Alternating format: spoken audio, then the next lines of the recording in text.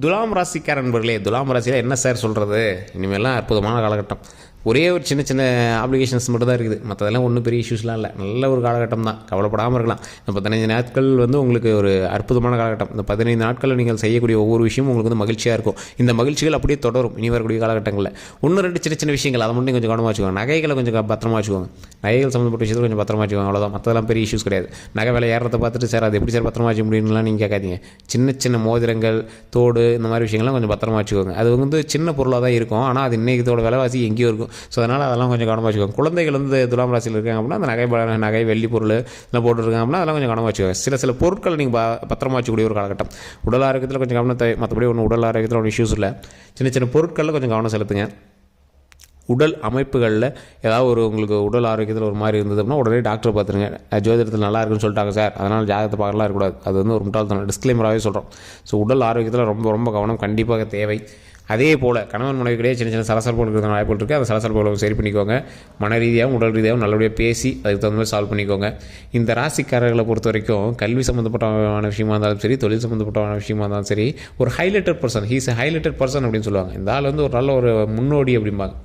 இவங்க குலதெய்வத்தினுடைய ஆற்றல் பெற்றவங்க. குலதெய்வத்தினுடைய ஆற்றல்னால் எப்படி? குலதெய்வத்தினுடைய நேரடி ஆற்றல் பெற்றவங்க இந்த ராசிக்காரர்கள். தொழிலில் மேன்மை உண்டு, கல்வியில் மேன்மை உண்டு.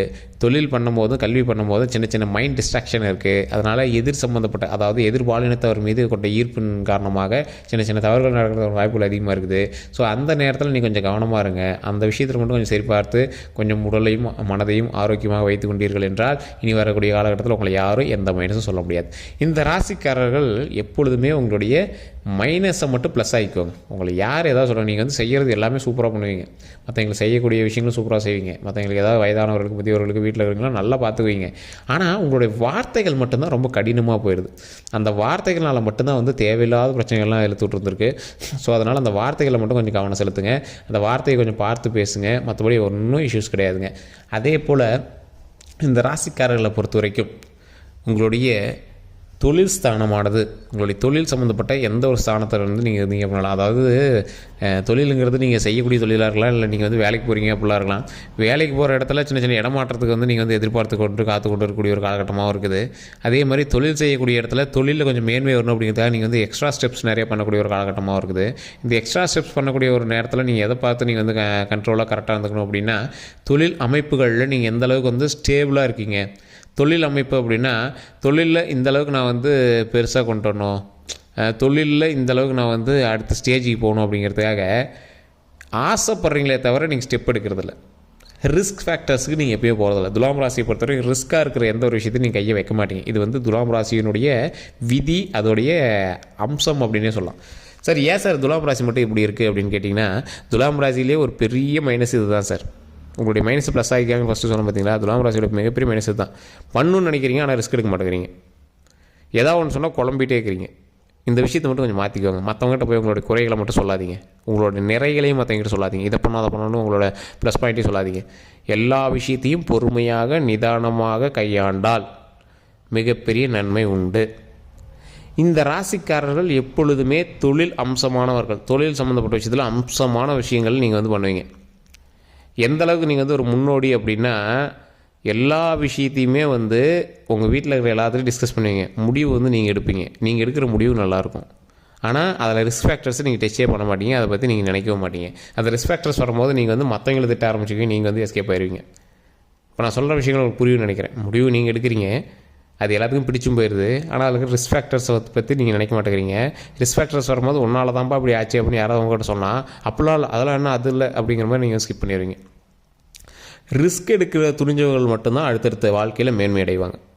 சார் ரிஸ்க் எடுக்கிறது அப்படின்னா ஃபினான்ஷியலாக சில ரிஸ்க் எடுக்க சொல்கிறாங்க சார், அதை எப்படி சார் எடுக்கிறது? அது கரெக்டு தான். ஃபினான்ஷியலாக உங்களால் ஸ்டெப் அதிகமாக எடுக்க முடியாது. உங்களால் எந்த ராசினாலுமே அதிகமாக இன்வெஸ்ட்மெண்ட் பண்ணி ஒரு ரிஸ்க் எடுக்க முடியாது. துலாம் ராசிக்காரர்களுக்கு மெயினான ஒரு விஷயமாக தான். ஏன்னா ஃபினான்ஷியலாக இன்னும் ஸ்டேபிள் ஆகலை. ஒரு பர்ஃபெக்டான ஒரு இடத்துல நீங்கள் உட்காரல. உங்களை மறுபடியும் அவ்வளோ அமௌண்ட்டை போடுங்க அப்படின்னு யாராவது சொன்னாங்க அப்படின்னா அந்த இடத்துல நீங்கள் தப்பிச்சிக்கிறது பெட்டர். அப்படியே அந்த விஷயத்தை நீங்கள் தவிர்த்துக்கிறது பெட்டர். ராசியில் மிகப்பெரிய ராசியானது துலாம் ராசியை போல் ஒரு தெய்வீக ஆற்றல் பெற்ற ராசி எந்த ராசியிலுமே கிடையாது.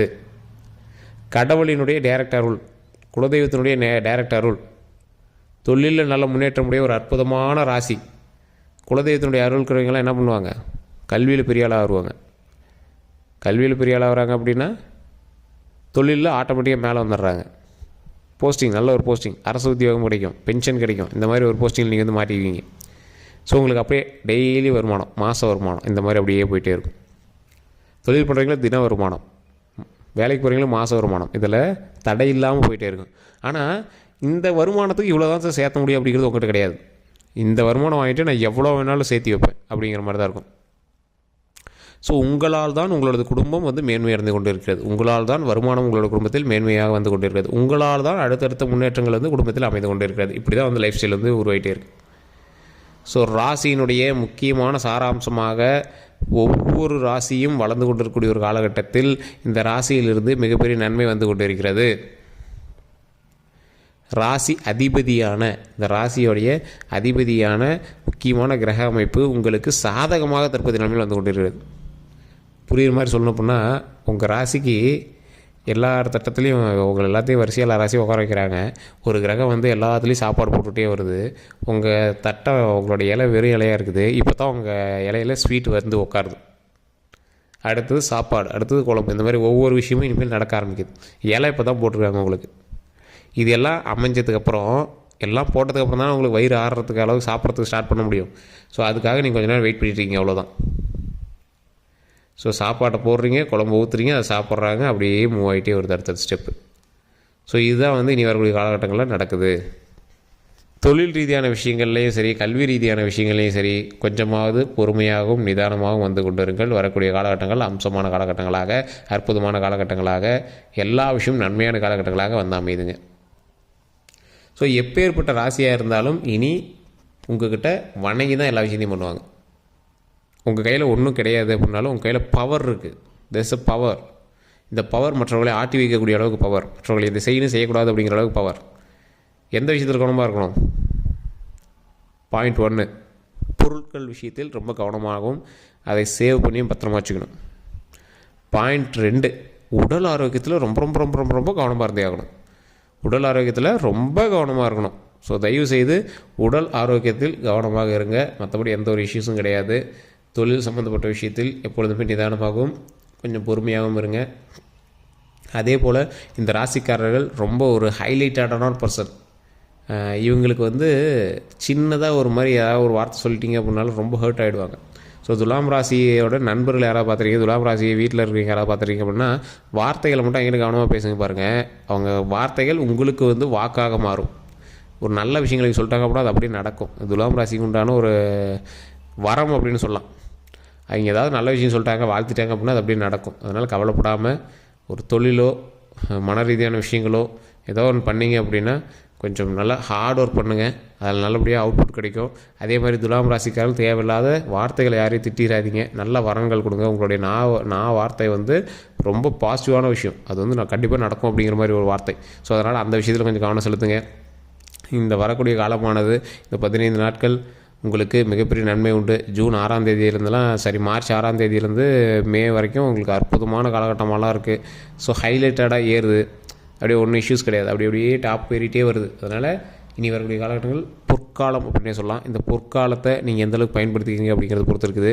குலதெய்வ வழிபாடு மஸ்ட்டு, கண்டிப்பாக பண்ணி ஆகணும். குலதெய்வ வழிபாடு கண்டிப்பாக பண்ணணும். குலதெய்வத்திற்கு போய் 2 நெய் விளக்கேற்றி முடிந்தால் அந்த பொங்கலோ இல்லை சாப்பாடோ ஏதாவது செஞ்சு அங்கே இருக்கக்கூடியவர்களுக்கு பரிமாறுங்க. அது ரொம்ப ரொம்ப நல்லது. அதே போல் இந்த ராசிக்காரர்கள் எப்பொழுதும் தொழில் செய்யக்கூடிய ஒரு ராசிக்காரர்களாக இருந்தீங்க அப்படின்னா, தொழில் செய்யக்கூடிய இடத்துல உங்களுடைய குலதெய்வத்தினுடைய புகைப்படத்தை வச்சு நீங்கள் வந்து வழிபடுங்க. இல்லை சார் வேலைக்கு தான் போய்ட்டுருக்கோம்னா குலதெய்வத்துடைய புகைப்படம் ஃபோன்லேயே கூட வச்சுட்டு அப்பப்போ கும்பிடுங்க. அது ரொம்ப ரொம்ப நல்லது. உங்களுடைய குலதெய்வம் தான் உங்களை முன்னேற்றி கொண்டு வரும். உங்களுக்கு பரிகாரமே குலதெய்வம் தான். ஒன்றும் பெரிய இதெல்லாம் கிடையாது. குலதெய்வம் தான் உங்களுடைய பரிகாரம். உடல் ஆரோக்கியத்தில் மட்டும் கொஞ்சம் கவனமாக இருந்துக்கோங்க. மற்றபடிலாம் ஒன்றும் இஷ்யூஸ் இல்லை. பயப்படுற அளவுக்குலாம் ஒன்றும் இல்லை. உடல் ஆரோக்கியத்தில் கவனமாக இருந்துக்கோங்க. உடல் ஆரோக்கியத்தில் ஏதாவது ஒரு மாதிரி இருந்துச்சு அப்படின்னாலும் நீங்கள் வந்து உடனே டாக்டரை பார்த்து செக் பண்ணுமே தவிர தேவையில்லாமல் நீங்கள் வந்து நீங்களே உங்களுடைய ஃபோனை பார்த்துட்டு இதை பண்ணால் மருத்துவம் சரியாக போயிடும், இதை பண்ணால் இதை பண்ண சொன்னாங்க, இதெல்லாம் தேவையே இல்லை. உங்களுக்கு பெரிய இஷ்யூஸ்லாம் எது வராது. அதனால் உடனே டாக்டர் பாருங்கள். அதுக்கு மைல்டாக இருந்தாலும் அப்பயே செக் பண்ணிடுங்க. அதனால் நீங்கள் வந்து 1 வாரம் 2 வாரம் அதுக்கு தேவையில்லாமல் நீங்கள் வந்து டைம் ஸ்பெண்ட் பண்ணிட்டு இருக்கக்கூடிய காலகட்டங்கள் ஆகக்கூடாது. வருமுன் காப்போம் அப்படிங்கிறத மைண்டில் ஞாபகம் வச்சுக்கோங்க. அதுக்கு முன்னாடி வந்து நீங்கள் வந்து உங்களை ரெடி பண்ணிட்டீங்க அப்படின்னா ஒன்றும் இஷ்யூஸே கிடையாது. மற்றபடி எல்லாமே அற்புதமாக இருக்குது. உங்களுடைய தசாபுத்திகளும் உங்களுடைய கட்டங்களும் உங்களுடைய பிறந்த நேரமும் பிறந்த ஊரும் வந்து கரெக்டாக தெரிஞ்சு வச்சுக்கணும் அப்படின்னா கீழே இருக்கக்கூடிய நம்பருக்கு ஃபோன் பண்ணுங்கள். ஃபேஸ்புக்கில் பார்த்தீங்கன்னா ஸ்க்ரீன்லேயே நம்பர் ஓடிட்டுருக்கோம். இது ஏன் நம்ம தெரிஞ்சு வச்சுக்கணும் அப்படிங்கிறோன்னா இதற்கு தகுந்தாற் போல் நீங்கள் மூவ் பண்ணிங்க அப்படின்னா சக்ஸஸ் மேலே சக்ஸஸ் கண்டிப்பாக கிடைக்கும். வேறு ஏதாவது கருத்துக்கள் இருக்க அப்படின்னா மறக்காம கமெண்ட் செக்ஷனில் பார்த்துட்டு இந்த நம்பருக்கு ஃபோன் பண்ணி பேசி தெரிஞ்சுக்கோங்க. வேறு எந்த கருத்துக்களாக இருந்தாலும் நீங்கள் வந்து பேசி தெரிஞ்சுக்கலாம். எல்லோருக்கும் நன்றி.